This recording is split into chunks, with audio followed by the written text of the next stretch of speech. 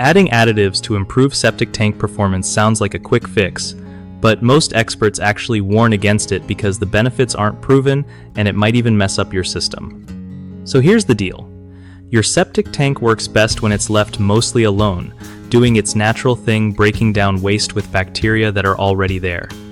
You want to keep heavy chemicals, bleach, and antibiotics out of the system because they kill the good bacteria that make everything run smoothly. Regular pumping every 3 to 5 years is key to avoid expensive backups or failures. Also, don't overload your system with too much water at once. Spread out laundry and dishwasher loads to keep things balanced. Avoid flushing anything besides toilet paper and human waste. Wipes, even if they say flushable, can clog your pipes. Planting trees and shrubs far from your drain field helps too, since roots can damage the system. And keep an eye on any slow drains or weird smells, because those are early warning signs you need to act before things get worse.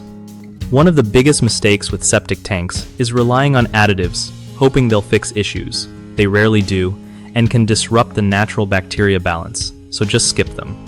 Another common problem is not getting the tank pumped regularly. Sludge buildup leads to backups and costly repairs, so stick to a schedule. Finally, ignoring water usage is a huge no-no. Too much water floods the system and stops it from working right, so spread out your water use and fix leaks fast. BigHomeProjects.com is awesome because it helps homeowners find trustworthy local contractors who really know their stuff about septic systems and other home projects.